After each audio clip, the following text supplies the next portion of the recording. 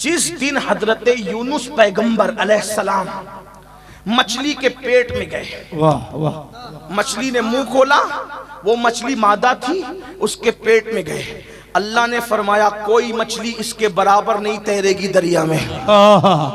قدرت کی طرف سے اعلان ہوا کوئی مچھلی اس کے برابر نہیں تیرے گی، کیونکہ اس میں میرا نبی جلوگر ہے۔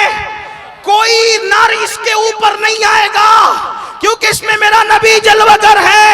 اور پھر اعلان کروایا، امام غزالی لکھتے ہیں کہ اللہ اکبر، یوسف علیہ السلام کا بھیڑیا، یوسف علیہ السلام کا بھیڑیا، اصحاب کہف کا کتا، یعقوب علیہ السلام اور یوسف علیہ السلام کا وہ بھیڑیا جس نے کلام کیا، اس کا ذکر جناب امام غزالی نے تفسیر سورہ یوسف میں لکھا کہ وہ یہ لوگ سب جنت میں جائیں گے، مطلب کتا اصحاب کہف کا، بھیڑیا یوسف علیہ السلام کا۔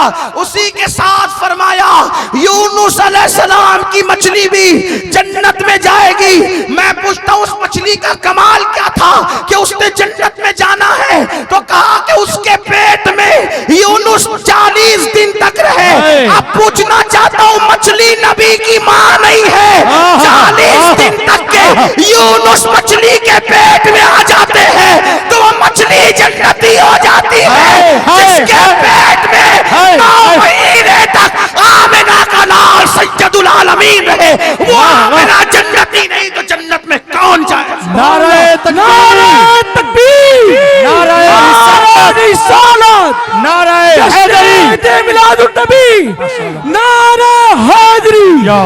اگر آپ برا نہیں مانے تو ایک بات کہتے ہیں، لوگ یہ سب فضیلتیں پڑھی نہ جائے، پڑھی نہ جائے، اس لیے لوگ نے ایک شوشہ چھوڑا۔ کیا چھوڑا؟ کہا وہ تو کافرہ تھی آمنہ، تب اس کی روایت کیسے قبول ہوگی؟ کافر کی روایت بھی کوئی قبول ہوتی ہے؟ میں نے کہا واہ واہ واہ، کلمہ پڑھنے والوں تمہیں شاباشی دینی چاہیے۔ کیوں؟ کیونکہ تمہیں کافر کہنے کے لیے نبی کا گھر ہی ملتا ہے۔ امی کافر تھی، ابا کافر تھے، دادا کافر تھے، یہی کہنے لگے ہو۔ کیوں کہہ رہے ہو؟ میلاد کی روایتیں تو گھر والے بیان کرتے ہیں، تو گھر کو ہی مشکوک کر دو تاکہ میلاد ہی مشکوک ہو جائے۔ لیکن آپ سے پوچھتا ہوں، آپ سے سوال کرتا ہوں، نبی کی امی ابا اور دادا کو کافر کہنے والوں، میں تم سے پوچھتا ہوں، تم تو یہ کہتے ہو نا کہ کافر کو بھی کافر مت کہو، تم تو پوری امت کو سکھا رہے ہو۔ ہمارا مکتبہ فکر بڑا صلح پسند ہے، کافر کبھی کافر مت کہو، کافر کبھی کا مطلب کیا؟ پوچھتا ہوں، برا مت ماننا، میرا انداز یہ نہیں، لیکن واللہ سنی دعوت اسلامی کا مزاج ہے، ہم اپنی سنیت چھپا کر کئی بات نہیں کرتے۔ ہاں، جہاں عمل کی بات ہوگی ہم اپنے عمل کی بات کریں گے، لیکن جہاں ایمان عقیدے کی بات آئے پھر کسی کی پرواہ نہیں کریں گے، کیونکہ محفل دھندا نہیں ہے، محفل خدا کی رضا کا ذریعہ۔ اگر آپ آئے محفل میں سننے کے لیے تو سنیں، آپ تو یہ درس دیتے ہو نا کسی کافر کو بھی کافر مت کہو۔ مطلب آپ کی بات سے کیا پتا چلا؟ ابو جہل کافر، اس کو کافر مت کہو، ابو لہب کافر، اس کو کافر مت کہو، عتبہ کافر، اس کو کافر مت کہو، شیبہ کافر، اس کو کافر مت کہو۔ یہی تو سکھانے آئے ہو، فرعون کافر، اس کو کافر مت کہو، نمرود کافر، اس کو کافر مت کہو، یہی بتا رہے ہو؟ کیا پیاری بات لگتی ہے تمہاری بظاہر، مطلب کافر کو کافر مت کہو۔ ٹھیک، جب آپ ابو جہل اور ابو لہب جیسے کافروں کے لیے کہتے ہو کہ کافر کو کافر مت کہو، تو کون سی ایسی ضرورت پڑ گئی تھی کہ تم نے نبی کی امی پہ کفر کا فتویٰ دے ڈالا؟ کون سی ضرورت پڑ گئی تھی؟ کیا دین کا نقصان تھا کہ تم نبی کی ماں کو کافر کہنے لگے؟ یہ بات آپ سے کہتا ہوں، جن کے پیچھے بھی نماز پڑھتے ہو نا، ذرا دیکھ لو نبی کی امی کو مسلمان کون کہتا ہے، نبی کی ماں کو کافر۔ لوگوں کو کافر کہا جائے تو کہ کتنے بھولے بندے دیکھو یہ ہمیں کافر کہتے ہیں، تو آپ نے نبی کی ماں اور نبی کے بابا کو کافر کہا، آپ کو شرم نہ آئی؟ کتاب میں لکھا ہے۔ میں کوئی یہ بات اختلافی کرنے نہیں آیا، لیکن تمہیں تمہاری نماز بچانے آیا ہوں کہ بس قیامت کا دن ہوگا، شفاعت حضور کو بھیک مانگنے کے لیے حضور کی بارگاہ میں شفاعت کی بھیک مانگنے جاؤ گے. اس وقت آقا نے ہاتھ پکڑ کے دامن پکڑ کے کہا جو میری ماں کو کافر کہتا تھا تو اس کے پیچھے نمازیں پڑھتا تھا، جو میرے بابا کو کافر کہتا. آپ کی ذمہ داری، ہم نے کچھ نہیں کہنا، ہم تو صرف بتانے آئے، ہمارا کام ہے. جب نبیوں کو کہا گیا کہ وما علینا الا البلاغ، ہمارا کام ہے وما علینا الا البلاغ. لیکن اپنی نماز کا تو سوچو. کہا گیا ہے میں ذمہ دار ہوں، کہا گیا ہے، لیکن آپ سے صرف اتنا کہنا چاہتا ہوں میرے بھائی، میں گنہگار آدمی. اگر تم میری ماں کو گالی دو، دیکھو ماں کی، بہن کی، چچی کی، چچا کی، ابا کی، امی کی جتنی بھی گالیاں ہیں یہ سب گالیاں چھوٹی ہے. دنیا میں سب سے بڑی گالی ہے کافر، بلکہ اتنی بڑی گالی ہے کہ آج کے کافر بھی اپنے لیے کافر سننا پسند نہیں کرتے. اتنی بڑی گالی ہے. اور اتنی بڑی گالی کس کو دیا؟ بولیں. نبی کی امی جان کو. امی جان کو صرف کس لیے؟ میلاد مشکوک ہو جائے. کیونکہ میلاد تو ابو ہریرہ نے بیان کرنا ہی نہیں ہے، میلاد تو خالد بن ولید نے بیان کرنا ہی نہیں ہے، میلاد تو صدیق اکبر نے بیان کرنا ہی نہیں ہے. کیوں؟ اس لیے کہ جو موجود ہے وہی تو بولے گا. اگر صدیق بھی بولیں گے تو ذریعہ کون ہے؟ امی ہے. خالد بن ولید بھی بولیں گے تو ذریعہ کون ہے؟ امی ہے. لیکن ماں کوئی مشکوک کر دو، ماں جتنا میلاد جانتی ہے کوئی نہیں جانتی. بے شک بے شک. ماں کو کافر کہہ دو، میلاد ختم. لیکن آپ سے پوچھنا چاہتا ہوں مسلمانوں، ابھی میں کسی مکتبہ فکر کی بات نہیں کر رہا ہوں. میرے نزدیک مکتبہ فکر کی اہمیت نہیں ہے، میرے نزدیک مائقدہ عشق کی بات ہے. کیونکہ میرا مسلک مکتبہ نہیں ہے، میرا مسلک مائقدہ ہے. مائقدہ مکتبہ کوئی بھی کھول کے بند کرتا ہے، نہ مائقدے کھلے جاتے ہیں نہ مائقدے بند کیے جاتے ہیں. میرا پورا مسلک مسلک عشق و محبت ہے، اور ہم مائقدہ عشق کی بات کرتے ہیں. سارے مکتبہ فکر 1857 کے بعد کھلے، لیکن ہمارا مسلک صفا کے چبوترے سے جاتا. واہ واہ واہ واہ. وہ مائقدہ عشق ہے. اس لیے میں آپ سے پوچھنا چاہتا ہوں، آپ کے ایمان اور عقیدے کو کی قسم دے کر آپ سے مجھے بتاؤ، نبی نے تمہاری ماں کو عزت دی، اتنی عزت دی کہ فرمایا تمہاری جنت تمہارے ماں کے قدموں کے نیچے ہے. بے شک. امتیوں تم نے یہی صلہ دیا نبی کو کہ جس نے تمہاری ماں کے قدموں کے نیچے جنت سمیٹ کے رکھ دی. بے نمازی ماں ہے تو بھی اس کے قدموں کے نیچے جنت ہے، کیونکہ نبی نے فرمایا. بے شک. بے پردہ ماں ہے تو اس کے قدموں کے نیچے بھی جنت ہے. ماں کی عظمت عمل کی وجہ سے، ماں کی عظمت ماں ہونے کی وجہ سے ہے.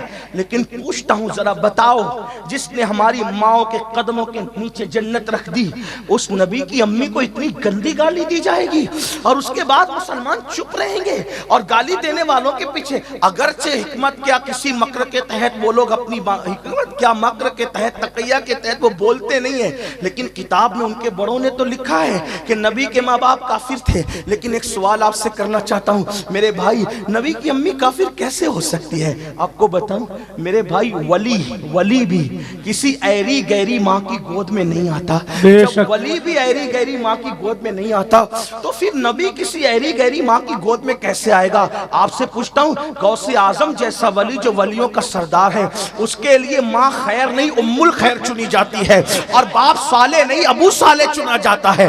باپ صالح ہو تو بیٹا ولی پیدا ہوتا ہے، ماں خیر ہو تو بیٹا ولی پیدا ہوتا ہے. لیکن جب ولیوں کا سردار پیدا کرنا ہوتا ہے تو خیر اور صالح سے معاملہ نہیں، بلکہ پھر باپ صالح نہیں ابو صالح ہوتا ہے، اور ماں خیر نہیں بلکہ ام الخیر ہوتی ہے. جب ولیوں کے سردار کے لیے ایسوں کا انتخاب ہوتا ہے تو نبیوں کے سردار کے لیے کیسوں کا؟ نعرہ تکبیر، نعرہ رسالت، میلاد مصطفیٰ. لیکن چلیں بات آگے بڑھتی ہے، میں اس پہ کوئی زیادہ بحث نہیں کرتا. ایک بات میں اپنے ذوق کے مطابق کر دوں یہاں تاکہ بات سب کو سمجھ میں آ جائے. علامہ سرفراز نے کہا کہ دیہات کے لوگ ہوں گے تھوڑا سا ذرا آسان، تو تھوڑی آسان کر. جس دن حضرت یونس پیغمبر علیہ السلام مچھلی کے پیٹ میں گئے، واہ واہ. مچھلی نے منہ کھولا، وہ مچھلی مادہ تھی، اس کے پیٹ میں گئے. اللہ نے فرمایا کوئی مچھلی اس کے برابر نہیں تیرے گی دریا میں. قدرت کی طرف سے اعلان ہوا کوئی مچھلی اس کے برابر نہیں تیرے گی کیونکہ اس میں میرا نبی جلوگر ہے. کوئی نر اس کے اوپر نہیں آئے گا کیونکہ اس میں میرا نبی جلوگر ہے. اور پھر اعلان کروایا. امام غزالی لکھتے ہیں کہ اللہ اکبر، یوسف علیہ السلام کا بھیڑیا، یوسف علیہ السلام کا بھیڑیا، اصحاب کہف کا کتا، یعقوب علیہ السلام اور یوسف علیہ السلام کا وہ بھیڑیا جس نے کلام کیا، اس کا ذکر جناب امام غزالی نے تفسیر سورہ یوسف میں لکھا کہ وہ یہ لوگ سب جنت میں جائیں گے. مطلب کتا اصحاب کہف کا، بھیڑیا یوسف علیہ السلام کا. اسی کے ساتھ فرمایا یونس علیہ السلام کی مچھلی بھی جنت میں جائے گی. میں پوچھتا ہوں اس مچھلی کا کمال کیا تھا کہ اس نے جنت میں جانا ہے؟ تو کہا کہ اس کے پیٹ میں یونس 40 دن تک رہے. اب پوچھنا چاہتا ہوں مچھلی نبی کی ماں نہیں ہے؟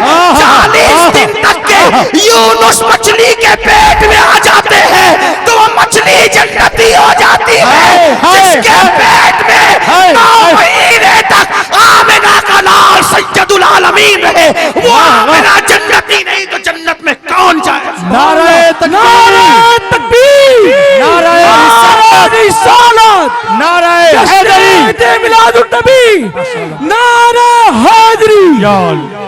حد ہے. اصحاب کہف کے کتے کو تو جنتی مان لیا اور نبی کے ماں باپ کو معاذ اللہ جہنمی کہتے ہو. کون سا مکتبہ فکر ہے؟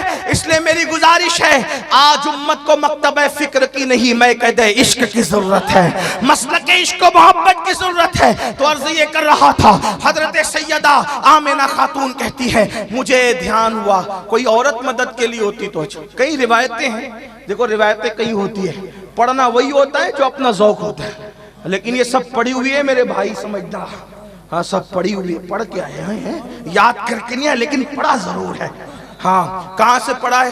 ابن الجوزی نے، امام قسطلانی نے، شیخ محقق نے، اسی طریقے سے صاحب معارج نے، امام المتکلمین علامہ نقی علی خان نے، اس طریقے سے سب لکھا ہے. وہ سب لکھا ہوا اتنے مجموعہ پڑھ رہا ہوں آپ کے ساتھ. ہاں کون سی روایت کہاں ہے وہ پوچھنا پھر بتائیں گے. لیکن حضرت آمنہ فرماتی کئی روایت کہتے ہیں میں نے سوچا تو میں نے چند عورتوں کو دیکھا عبد مناف کی بیٹیوں کی طرح تھی صورت میں اور کھجور کے تنے کی طرح اونچی اونچی تھی. اب اتنی اونچی عورتوں کو دیکھے تو ڈر ہی لگے گا. میں ڈر گئی کہ اتنی اونچی قد کی عورتیں تو مکی نہیں ہے، مکے کی نہیں ہے، یہ مکے کی نہیں ہے. تو ایک عورت آگے بڑھی کہا آمنہ گھبرا نہیں، آمنہ گھبرا نہیں، میرا نام حوا ہے، میں آدم کی بیوی ہوں. سبحان اللہ، سبحان اللہ.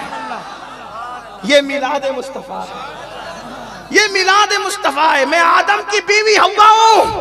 دوسری آگے بڑھی میں آسیہ ہوں فرعون کی بیوی. تیسری آگے بڑھی میں بیٹی عمران کی مریم ہوں عیسیٰ کی امی. چوتھی آگے بڑھی میں امی ہوں اسماعیل کی ابراہیم خلیل کی بیوی. آج تیری خدمت کے لیے آئے ہیں کیونکہ تیری گود میں سید العالمین آنے والا. سبحان اللہ، سبحان اللہ. حضرت آمنہ کو کافر بنانے کا قصہ اب سمجھ میں آیا؟ کیونکہ آمنہ کو کافر نہ بنائیں گے تو اہل سنت کا مسلک کھل کے سامنے آ جائے. وجہ کیونکہ آمنہ تو کہہ رہی ہے کہ میری مدد کے لیے حوا آئی، ہاجرہ آئی، مریم آئی، تو کیا ہوگا؟ تو پھر آگے بڑھ کے بندہ کہے گا نا یہ تو نبی کی امی کہہ رہی ہے کہ حوا آئی، ہاجرہ آئی، مریم آئی اور اللہ اکبر آسیہ آئی. تو کہا کہ کیا کہے گا؟ آگے بڑھ کر کے سنی تو یہی کہے گا نا. کیا کہے گا؟ یہ کہے گا کہ وہ ولیہ تھی، حوا ولیہ تھی، مریم ولیہ تھی، ہاجرہ ولیہ تھی، آسیہ یہ سب ولیہ تھی نا. ہاں جس وقت حضور کی ولادت ہو رہی تھی ان میں سے کوئی زمین کے اوپر زندہ تھی جسمانی طور پہ؟ تو کہا نہیں، سب تو قبروں میں جا چکی تھی. کسی کو جانے 1000 سال، کسی کو 2000 سال، کسی کو 5000 سال. تو پھر بات کیا سامنے آئی؟ نبی کی امی کے قول سے یہ سمجھ میں آئی بات کہ جب نبی کی امی کو ضرورت ہوتی ہے تو اللہ کے اذن سے، اللہ کے اذن سے، اللہ کے اذن سے، اللہ کے اذن سے حوا جیسی ولیہ دفن کہیں ہو مکے میں مدد کے لیے آ رہی ہے تو سنی تو بڑا زبان والا ہوتے گا.